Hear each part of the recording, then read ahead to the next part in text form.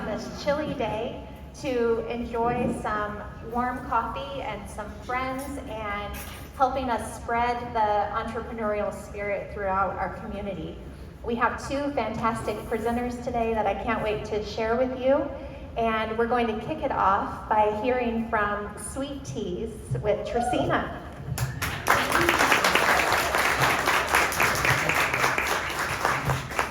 Good morning, everyone. My name is Tracina Bowe, and I am the owner of Sweet Teas Helping Hands. So basically, Sweet Teas is a personal errand and concierge service, and it was just birthed out of just doing a lot of gig work and hustling on the side. I like DoorDash, Uber, childcare, just a plethora of services that I've done over the years. And if you know anything about those apps, you always have to pay the middle person, like, you know, the facilitator of the apps.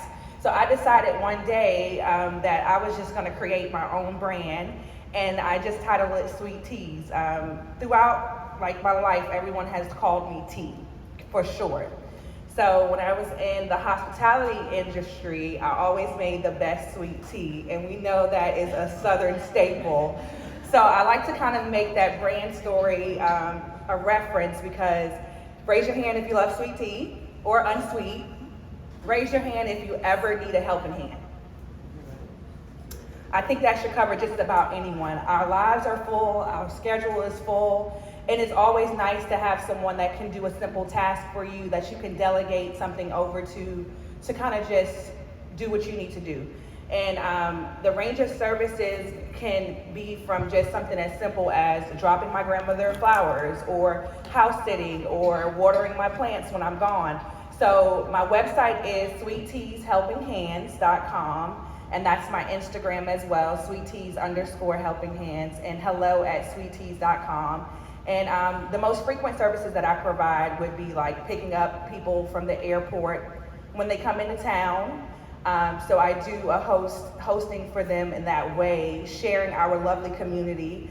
I've been around for quite some time, so I'm very knowledgeable about all of the restaurants, the landmarks, and that's always my favorite conversation on the way to Brunswick. Like, what are the things to do? Where should I go? So, and I also have done closet organization, pantry organization, so you name it. I'm like the Jill of all trades, master of none. But there's a last line to that. That's better to have many talents than one. So that's just basically who I am. I put a card on everyone's kind of table, and that really just encompasses what Sweet Teas is. So I go by appointment only, because I do have a full-time gig, but I love returning clients, or clients that have things that they need done on like a weekly basis with a schedule or a routine that I can take off your plate, and I'll come along and do it. And one of my favorite things I love to do is childcare. I love children. I've always served out in my church, and I just love doing that date night coverage. If you need to get out, if you have holiday parties that you need to get to, I'll come over and sit with the kids, and that's like really an enjoyable experience for me. So that's it. Does anyone have any questions? Yes? Now, I am not a pet owner. Okay. But I know a lot of people who do have pets. Yes. And that I hear from time to time that they need somebody to watch their pet. Absolutely. Yes, that is included. Yes, I do pet sit as well. And simply, when you go on my website, there's just a space for like a request. So basically, you just tell me what the task is, and I'll get back to you the date of the task, and I'll give you a price quote for that. So that's how that works. Yes, sir. Are you the lone wolf in this? I am, but I do have some key family members that I call on when my schedule gets really busy. My husband will help out. Everybody kind of just jumps in and gives me a helping hand, I would say. So yes, I am the lone wolf. I do have some visions of scaling up and getting some different employees, because as you know, it's impossible to be in everywhere at one time. But because I am appointment based only, I'm able to kind of navigate and pick up the assignments and tasks that I need to. Yes. You're a serial entrepreneur. Can you tell us about your other business? Yes, I will share that. On the table, I did drop some second story cards, and the creative second stories is back there, MK. And I have a spot in Makers. I'm a vendor there. If you're familiar with Makers, it's at 1214 Newcastle, across from Old City Hall. And Kathy has allowed a couple of vendors to come in and to have a section. So in my section, you can find Brown Butter Shop. It's going to be African products, traditional Jamaican castor oil. I'm from Brooklyn, but I live in Brunswick, of course, and I've been here my whole life. So I kind of just coined the phrase Brookwick. It's just a combination of the two places I love. So you can visit the Brookwick collection down at Makers, and you'll see like just unique colors and prints from different brown artisans that I've selected out, and I've kind of just made a collection of items there. Yes. How are you getting your name out in the community? How do we know that you're here? Yeah. So, like I said, I have social media, and I just try to plug in different events. Like I try to go to the chamber events and hand out business cards, and just kind of just like running 3 Facebook pages myself. So I do that, and just kind of just sharing the word. And like when I do a client's closet organization or a pantry organization, like they'll share in like certain groups, like I'm the Mom Club on St. Simon's Island. Like I'll drop, like when people need to, you know, have someone, I'll drop my name in the hat for that.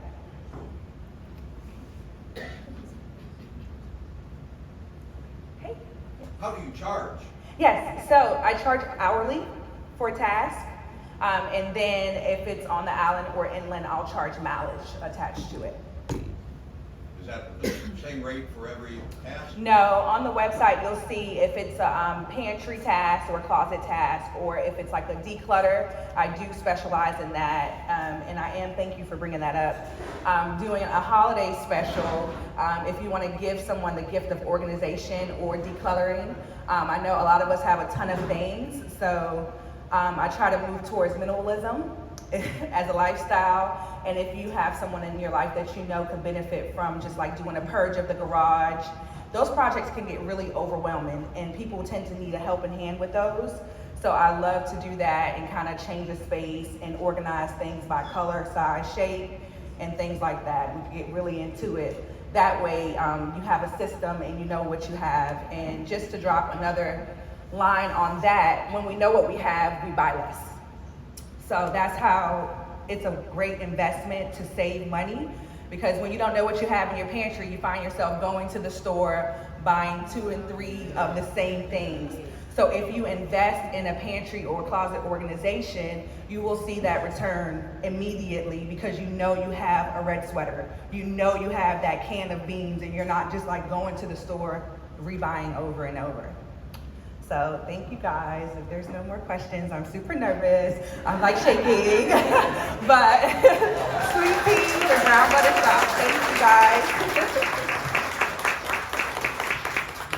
Thank you, Tracina. We'll take about 10 minutes to network, refill your coffee, and we'll come back in 10 minutes to hear from our second presenter. This could not have been a better addition to downtown Brunswick.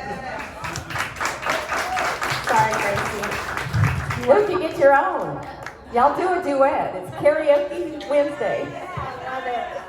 We're going to sing you guys all the information. You ready? Hit it. You will cry if I sing, I promise. Gracie's got all the events. I'm just going to tell you a little bit about what's going on downtown. You guys have seen the string lights going up, so we're on our second circuit of that. I've heard a couple comments, both good and bad, but I think if y'all let not y'all, but if the community will let all 4 circuits go up, you'll see it's very nice, and we do have a plan to crisscross back through. So that's with your string lights. That is permanent year-round. City is taking on that cost. Thank you, City of Brunswick. Secondly, you see that we are working really hard on Christmas lights, changing a little bit of the design. So we're still looking for sponsors. Not that we'll ever be Jekyll, but we could be. But so if anybody would like to donate to the Christmas lights, not the string lights, but the Christmas lights, we're still looking for sponsorships. We have a digital billboard that will put your logo on, nothing crazy, but just another good thing downtown that we're trying to bring to the community as well. So if anybody would like to donate, let us know, DDA office. And then Grace is going to tell us about all the events left for this year. Yes, so the parade from last week was rescheduled for this upcoming Saturday, all along Gloucester Street, starting at Howard Coffin Park to Bay Street. So anywhere on Gloucester Street will be a great seat. Please come out this Saturday, 5:30 to 7:30 for the Brunswick Christmas Parade. And then to celebrate 2023 and welcome 2024. New York has the ball drop, so Brunswick has to have the shrimp drop. So we'll have food trucks, inflatables, live music with squirt gun. Yes, squirt gun. And so it'll just be a really fun time for you to come, bring your kids, bring your family, your friends, your pups, and come celebrate with us at Mary Ross Park. And then you can drop the kids off and come back downtown and celebrate with all of our downtown businesses, with 1509, Reed's, and a lot of other places are doing some fun New Year's Eve parties and such. If you're ever looking for something to do in downtown, please visit our website, discoverbrunswick.com, and any event happening with the DDA, with any of our downtown businesses, live music, anything, it can be found on our website. So there's always something to do in downtown through the week, on the weekend, so please come discover downtown with us and just have a blast. Yes, and to top that, if you know of any businesses downtown that say, my event's not on there, you can go online and put your own event in our website and we will approve it and add it to the calendar. So spread the word that you can actually do it yourself or call us, but if your event's not on there, it's because you haven't told us. So spread the word and tell us. Yes, and on the calendar, actually right outside, it's green for December. If you scan the QR code, there is a little box that you can submit your own event and it'll take you right to where you need to go. So, it's cool. Thanks guys for supporting Thank you. downtown.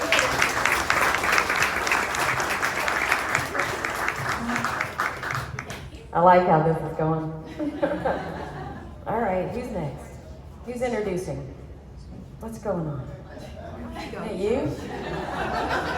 I mean, I could take it, but Only if you sing. blah, blah, blah, blah, blah. All right. Thank you very much, Chelsea and Gracie. We appreciate the work that you're doing to keep Brunswick exciting. Our next presenter is the team from Christ Flight. Or is that Damon from Christ? Good morning. Good morning. Oh, man, I thought, I was really worried about this crowd, but I got about 10 minutes of stand-up I'm going to do first. All right, maybe good, or I could sing. First, I want to say thanks. We're not from Brunswick, but I feel like we have community here, and then coming from the business world in the Atlanta area and coming here and being welcomed by the business community here, even though we're a nonprofit, it feels like we're home, and I always want to say thank you for that because it's just been so welcoming to us, and it's a good time. I'm joined today by Stacy, my wife, and cohort in Christ Flight Ministries, and also Dwight Bell, who's up from Florida. Him and I are doing some traveling. He's the founder of the Wings of Grace program, which is what I wanted to talk about. We are a nonprofit Christian ministry that focuses on discipling and mentoring teenagers. We love this program. It's about 14 years old, and it walks alongside teens who learn how to make good decisions based on aviation and Christian principles. And it's a very unique program. The types of kids that we attract or we look for are the kids that may not have an opportunity to even get into the world of aviation. These are the kids, like, as a pilot, and I'm at the airport, I always see kids generally standing at a chain link fence. It's really interesting. I'll be taxiing along in the airplane, and you always see a kid waving at you as you're taxiing by. A lot of these kids don't understand or don't believe that they'll ever have access to aviation at an airport. They see that as something that rich people do. But what we do in this program is we kick those gates open. We give them the opportunity not only to come inside the airport, but to get in the cockpit, and we teach them how to fly. We provide all their flight training at no cost, and we also give them the chance to build their confidence in who they are. We look at this community and we see an untapped resource in the downtown area and well, all over Glenn County, where these kids they don't think they have access to things like aviation because they don't believe they have self-worth. They've been taught generationally that they're to stick with, a government check when they get older, or to live in government housing, or that higher education is not for them, and that airplanes are for rich people, and that they will just repeat this cycle over and over again. And what we do is we bring those kids in and we love on them and we teach them how to make good decisions using aviation and Christian principles and walk with them in life so that when they become older, they have that self-confidence to say, I'm a pilot. I accomplished that. I can go on and do greater things. From a business perspective, these kids become a great resource for our business community. They don't generally go off and leave. They stay and they become really good employees. They become business owners. They become the kids that we really look to inspire the generations behind them. They break those systemic problems that we see in these neighborhoods, but they say, hey, I did it, you can do it too. And we've seen this not only in Melbourne, Florida, where the program began, but we also have several chapters in different states now. North Georgia, we have one in Freeport, Grand Bahama. We have the one here, which was started in January. And Dwight and I are flying around talking to other cities about bringing that program to them as well. And it's amazing to watch these kids walk through it. We do incredible activities. Like just last night, we were teaching the compression stroke in the engine of an aircraft. And it's highly technical. You may ask yourself, like, how do we do that? Well, we had a spitball contest. How does a spitball contest work? You gotta apply pressure inside of a straw. But kids love that kind of stuff, right? So we make it light. It's not all about being in a classroom. We use this time on Tuesday nights to not only teach them a principle, but also show them they can be community together. We have different kids from all these different walks of lives, and they're in the same room learning something really hard, but we do it in a fun way that engages them to look at education differently, and that they can build that confidence. 2 times a month, these kids get to go out and they serve in the community. We teach them how to serve through the local church, serve in the business community, and build time in their flight training. By the time they get to the end of their high school career, they have earned their pilot's license, learned all about systems in an airplane, and it's cost them nothing. It takes great partnerships, though. These kids that are there, we need to show them their business community. That's primarily what I want to talk about. I can tell you all about the program and all the things that we do all the time, and it's really great, but really, it's about a village. And I know we've heard that, it's cliche, but it does take a village. It takes the business community to come around these kids, to show them, like, hey, you have worth. You're not just another number that's gonna grow up and become a problem in your community.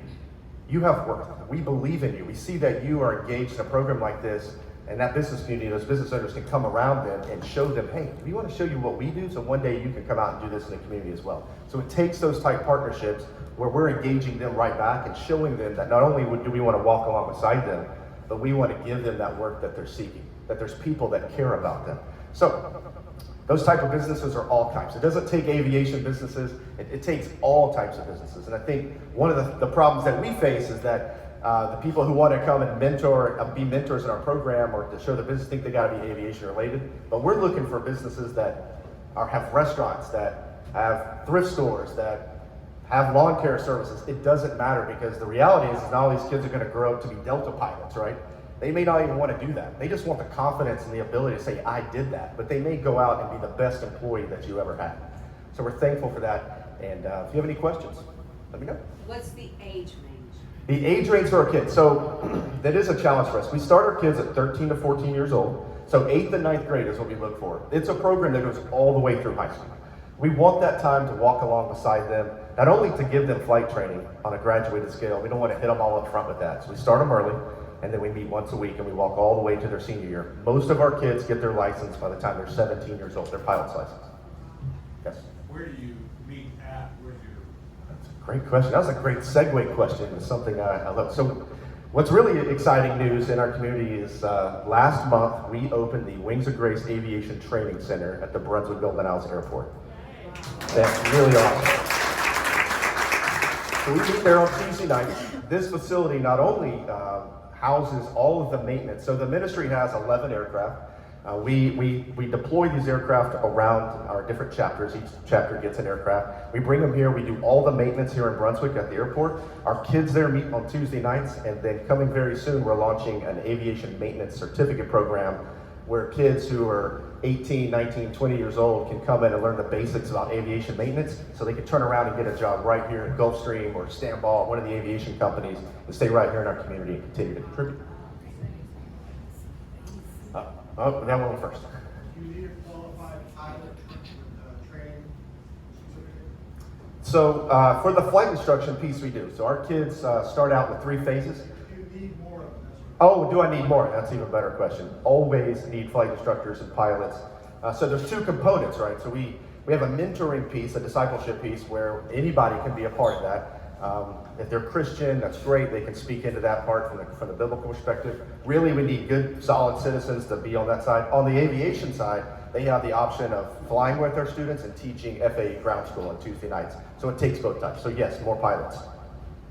Yes, sir. So is there a range of kids who are from all economic backgrounds, and then within that question, do people pay, not pay, is it scaled, how does that work? It's all not paid.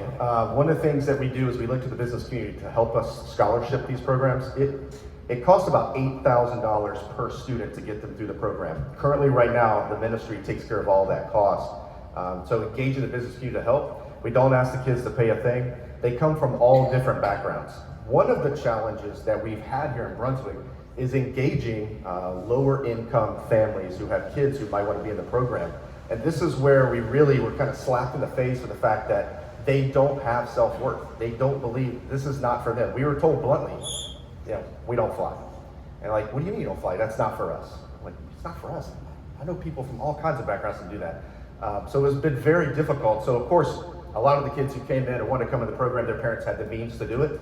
We didn't say no to those kids, but we slowed that part of it and then really started reaching out into the downtown neighborhoods. So currently we have 24 students in the Brunswick chapter. That doubled from when we started in January.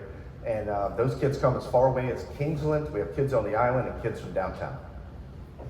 Yes? Do you have any partnerships with Lake County School System to kind of make that connection with some of the youth there? I'm trying to be really good friends with Brian. No, not yet. Not yet, but all the partnerships are super important because it's for those kids as well.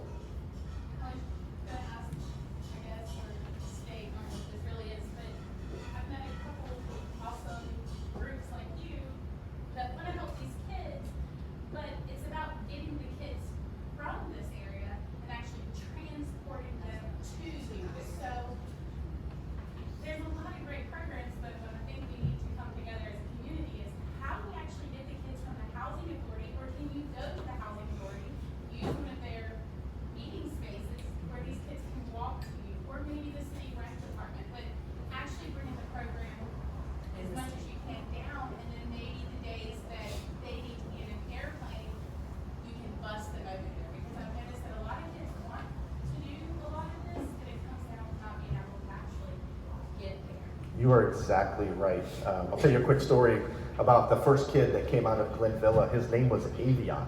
Go figure. Great kid.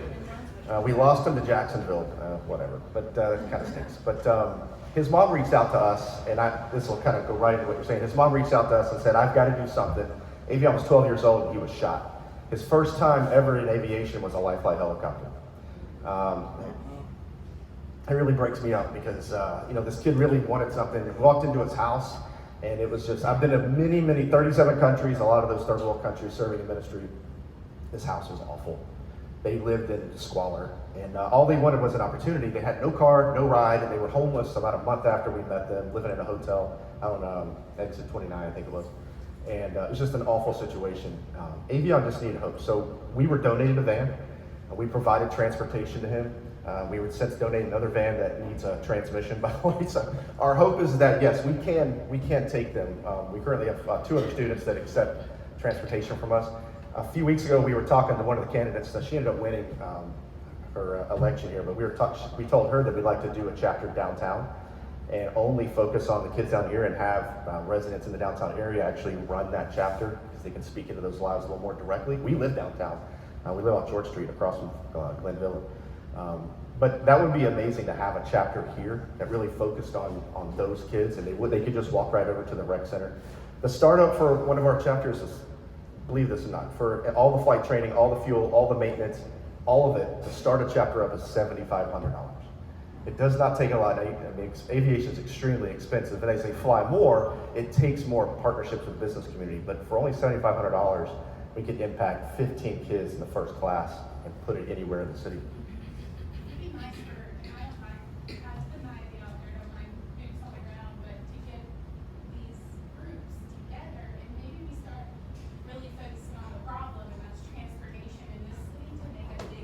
Totally. I would love to work on that. Like I said, we have the one van, 15 passenger. If we can get the other one fixed, we'll have 2 vans, and we can let any organization that needs to do that, use those vans as well. And that would be a great start. So yeah, I'd love to work on that. Any other questions? I got lots. I have a question, but I just want to say from an education and workforce development perspective, I think it's just refreshing that, we always look for the government to solve an issue, but I think you guys have seen there's an issue in this community, and there's an opportunity with so many of our Gulfstream and Stanwell, all those to do this, and when governments doesn't have the capacity to do it. So I just really appreciate it, and I really believe what you're doing there. Hoping our kids, we can get some of our kids into your program as well. I really appreciate that. Yeah, I love the fact that we're basically neighbors at the airport. I always point, every time I take somebody to the hangar, I'm like, here's Kika, and this is what they do. It's amazing. Yeah. Anybody else? All right, thank you so much. And Merry Christmas.